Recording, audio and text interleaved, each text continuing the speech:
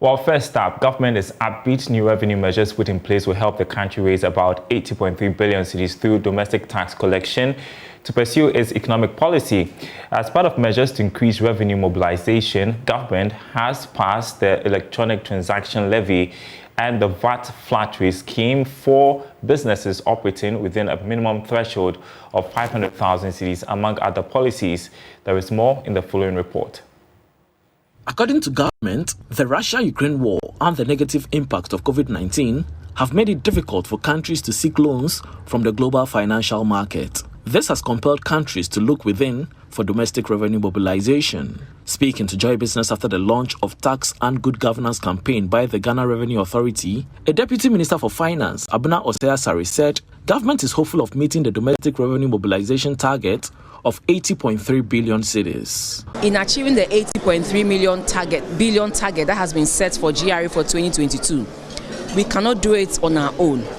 All of us will have to come together, all stakeholders will have to come together and support GRE and to raise, the revenue of about 80.3 billion. And what we are saying is that government has, through GRE, has put certain measures in place to help us achieve this target. And one is how we have supported GRE to come up with digitized platforms for payment of these taxes and filing of taxes, amongst others. And wherever you introduce digitalization into a form of payment or a system, it's one, increases efficiency and also increases revenue.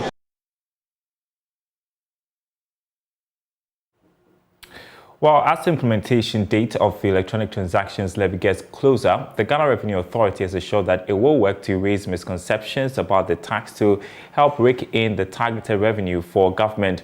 The levy, which is scheduled to start on the 1st of May, will impose a 1.5% tax on some electronic transactions, including mobile money transfers.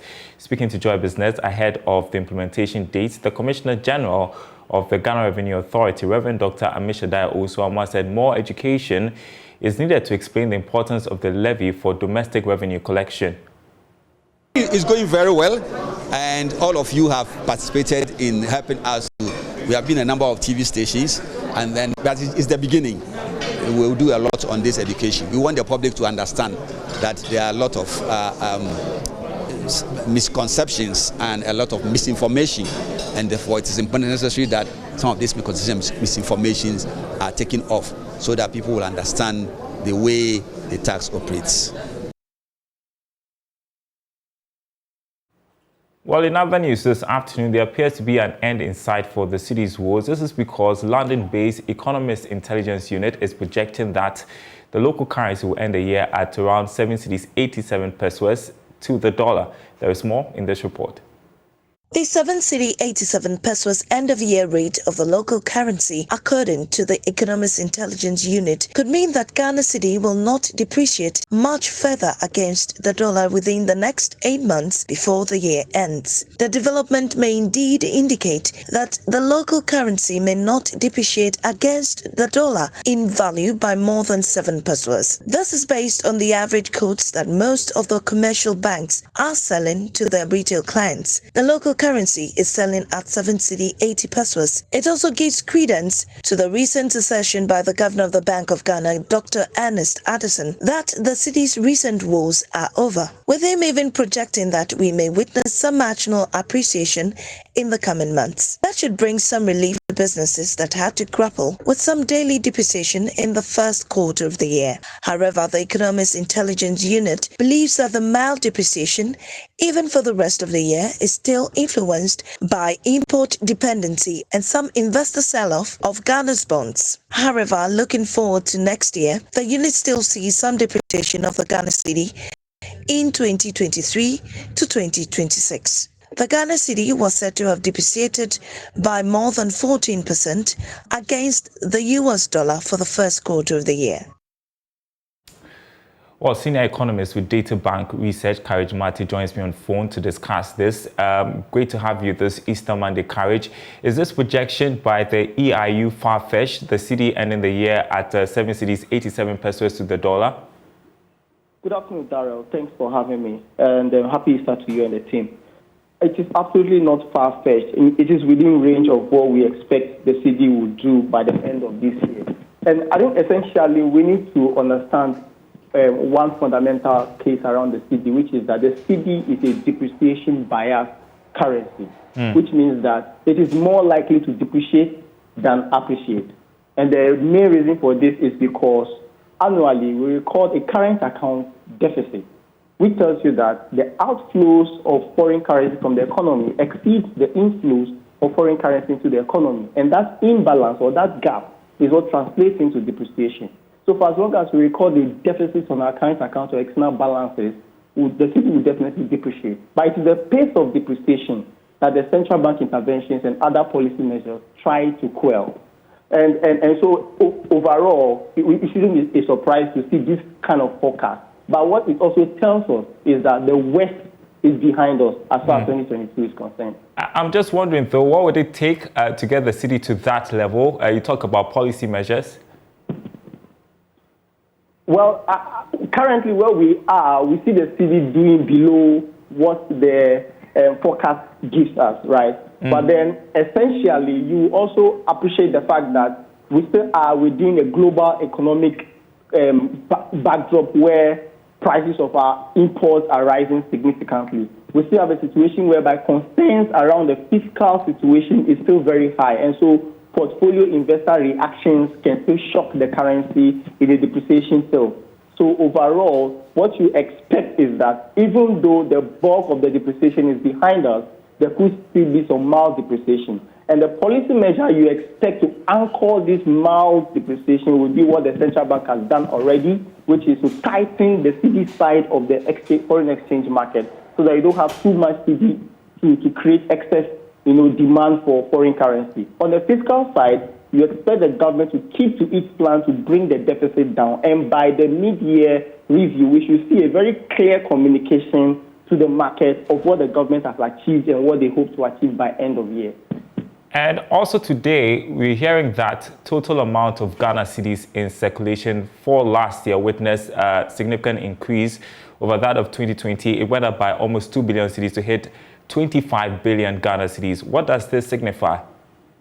Well, that is partly an explanation for the inflation and exchange rate pressures we've seen in the past few months, isn't it?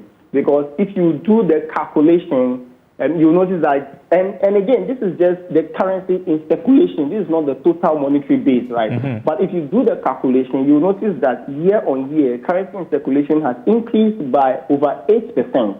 Now, this currency is supposed to be used to transact real goods. Now, in real terms, the economy has expanded in 2021, but even if you say bullishly, just around 5%. So you notice that the growth in money supply is greater than the growth in goods and services available to be purchased by this higher supply of money. So classically, we say too much money chasing few goods, inflation. So this is essentially what it does. And this supports the central bank's decision to aggressively squeeze money supply in the system at their last MPC meeting. And final one, we know that the Bank of Ghana is carrying out a mop-up of excess money in the next 6 months. For the benefit of our audience, what would that entail, and would it work? Well, it's been ongoing. So you recall that in the March MPC meeting where they hiked the policy rate, they also tightened the cash reserve ratio by 400 basis points to 12%. What it means is that hold 12% of your deposits with the central bank. You no longer have it to lend out to create more money. So that is one aspect of mopping up. The other aspect of mopping up is that every week on Wednesdays, especially, the central bank comes onto the market and checks the liquidity on the market and try to mop up what you have there at the policy rate. So commercial banks look at the policy rate and give it to them and give their money or liquidity to the central bank to keep. That's another way of mopping up liquidity. So through open market operations and the increase in the cash reserve ratio, you see that as a result of all of this, liquidity is tightening and will continue to tighten in the months ahead. And this should help the currency also be more stable than we saw in the first 3 months of the year. And also consequently help to bring down inflation by curbing the demand side that causes inflation to go up. Thank you very much indeed. That was Courage Mate, senior economist with Data Bank Research. Happy holiday to you. Now, some good news. The amount of money that you put aside for purchase of fuel for your vehicle is expected to go down marginally for the next 2 weeks. This is because oil marketing firms have started reducing prices at the pumps. Here's more in this report. Based on data from the bulk oil distribution companies, diesel is expected to be reduced by some 26 pesos per litre, while petrol will go down to 6 pesos. This should mean that a litre of diesel from this week will be sold at 10 cedis 3 pesos if you're working with the price codes of gold on the market. Petrol, on the other hand, should be sold at 9 cedis 29 pesos. According to the bulk oil distributors, the marginal reduction can be linked to the declining price of crude prices on the international market and a fairly stable Ghana cedi. For some consumers, this may not be described as so much of a good news, looking at the margin of reduction that should be happening from this week, given the recent development on the exchange market where the cedi is stabilizing against the dollar and the Bank of Ghana's decision to guarantee the sale of dollars to aid imports. Some consumers were looking forward to a bigger reduction at the pumps. Well, for some, the assurance is that if current trends on the world market continue, the price of crude will reduce further. This then should result in further reduction of petroleum prices at the pumps this week. Well, so Joy Business is learning that one of the market leaders, Total, is now selling a litre of petrol at 9 cedis 30 pesos and diesel going for 10 cedis 45 pesos. More major oil marketing firms are expected to drop their prices. You're watching The Marketplace. Still to come, high cost of poultry feed causing farmers to sell off bears. We have a look ahead to Broken Chain, a documentary which airs tonight on JoyNews. People here who are, had it not been that there are a lot of people here who are like workers and their daily livelihood depends on this farm, I would have sold all the bets. And we've got details coming up after this break.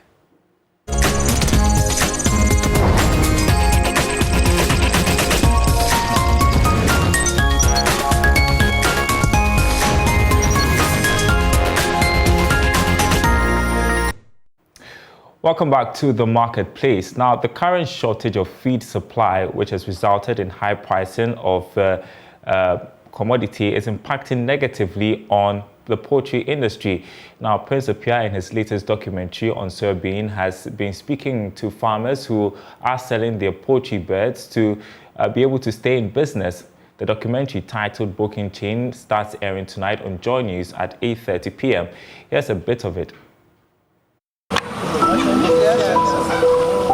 I meet Matthew Menu Bonsu, a poultry farmer on his farm in the Offenso South District of the Ashanti region. With 15 workers, he has been working on this farm for the past 3 years.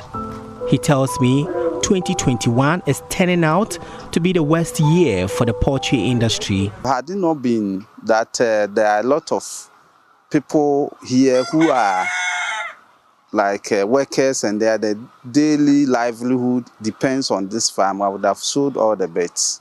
Because one, the profit margin is always coming down, and then the prices of input, basically the feed, keeps going up. And as I'm talking to you now, it has not ceased. It's still going up.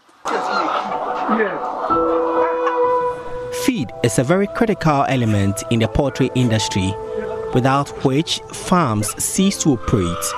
Today, Matthew struggles to get poultry feed for his birds. We are not getting maize. And even if you should get, the price that they quote is very high.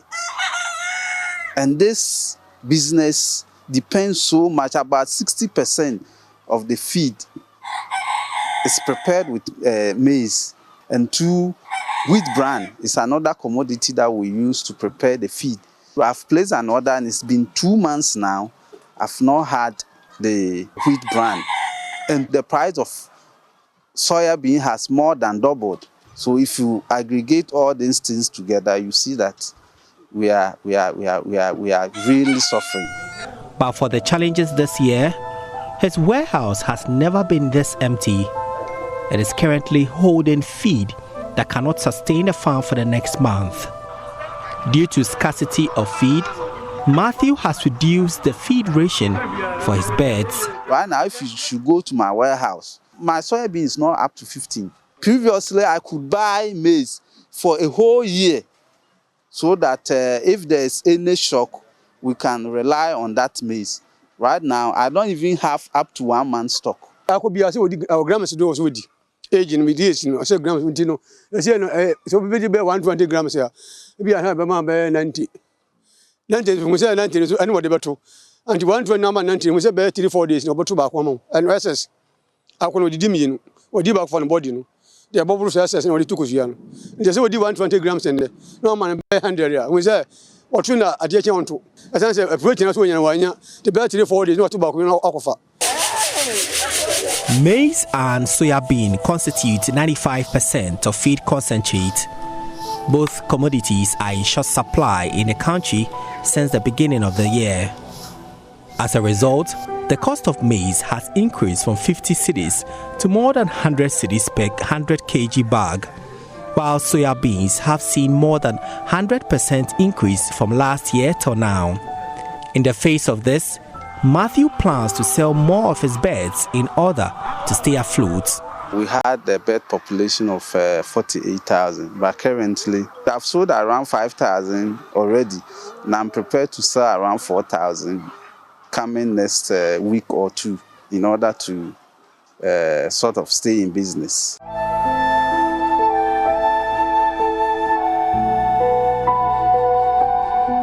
These challenges faced by Matthew extends to many others in the poultry industry.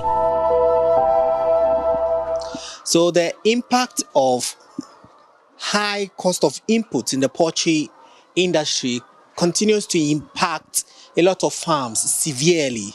This and the other pen behind, altogether more than 5,000 fowls were housed here. But because of the high cost of feed, owners of this farm have decided to sell the birds to stay in business. And so food documentary airs at 8:30 tonight. Don't miss it. Booking chain. In other news, the head of sales and marketing at the Multimedia Group is attributing the success of the Joy FM Easter Soup Kitchen to strong corporate support.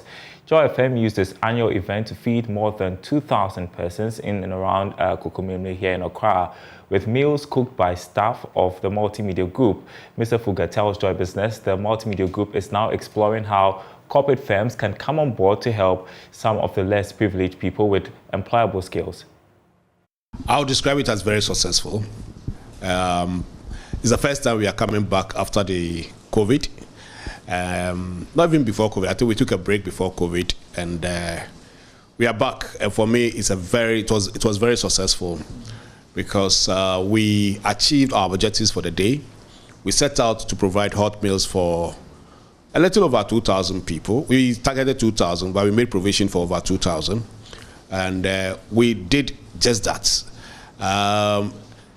The downside of it is that when we got to the market, the Malata market yesterday evening to distribute the packages, we realized that we underestimated the number of people who needed help. Okay, so even though we took close to 3,000 to the place, there were more than that, and so we ran out of food quickly. Honestly, we can't do this alone. We will need the support of the corporate world to execute the project for next year. Beyond the meals, questions have been asked. What else can we do for these people? The experience yesterday at the Malata market was an eye-opener for us, because you realize that there's a large number of people living below the poverty line, people who need serious social intervention. Okay, and so when we realized that, I kept asking myself, and I asked people yesterday, so beyond the meals, what else can we do? We believe that beyond the meals, maybe into the future, we should look at getting these people to acquire some employable skills so that we can take them off the market, take them off the street, and give them gainful employment. If they can do something and they can employ themselves, and we can even help them with the marketing of whatever they are doing, it will go a long way to reduce the number of those people out there. So yes, mills will continue to depend on corporate work to do, but we'll get back to the corporate world on what else we can do beyond the annual hot mills to support the needy and the vulnerable people in our community. It's a large number, and it is frightening. Yeah, we will mention Wilma Ghana, very supportive. They provided a lot of the ingredients we used yesterday for feeding over 2,000 people. Coca-Cola came on board with close to 10,000 bottles. We had the niche cocoa products. They also brought us a lot of chocolate drinks that we gave out to the people. A lot of other organizations supported us. Some individuals also gave us ram, some gave us money. And so we can go on and on and on. But I think we are very grateful for the support. It's been fantastic. Without them, we couldn't have done it. And we'll continue to get back to them, engage them to plan as we plan for 2023 events. And thanks to all the corporate bodies who supported the Joy FM Easter Soup Kitchen. Dean of Sustainable Development at the University of Environment and Sustainable Development, Professor Anthony Amwa, has reiterated the need for government to invest more in the development of micro, medium, and small enterprises. According to him, when enterprises are cushioned by lowering the cost of inputs imported for the operations, it would boost the economy. So I think that in terms of government planning, the government must be conscious of the contribution of the micro, medium, and small enterprises. We can even add the large enterprises. What government can do is to ensure that if they are bringing raw materials from other countries, inputs from other countries, at least the cost involved in doing that business wouldn't be too high, and that borders on the exchange rate. Then again, when they bring the goods in and they produce, at least they should be able to sell at a reasonable price to make their returns. So we are also careful about the fact that the price levels will not be volatile. Once these things exist, then that will be detrimental to the growth in that sector, and it wouldn't augur well for them to also contribute much to Ghana's GDP. Well, next on the marketplace, your money tips on Money Lab.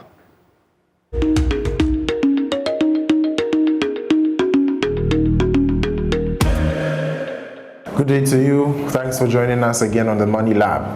We looked at operational risk in our previous session. Today we'll look at liquidity risk. Now, liquidity risk has to do with the ability to quickly convert securities to cash to meet certain obligations. Now, a security is deemed to be very liquid if it can be easily and quickly converted to cash, and called illiquid if it is not so to easily convert to cash.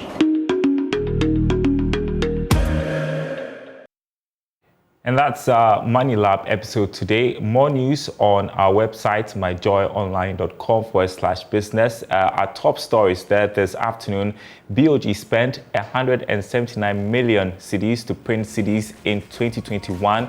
We have been reporting about the amount of cedis in circulation. You can read more about that. Also, one of our top stories today: fuel prices to stay same or go down marginally, according to the IES. More news on our website, myjoyonline.com/business. My name is Darryl Powell. Thanks for watching and happy holiday.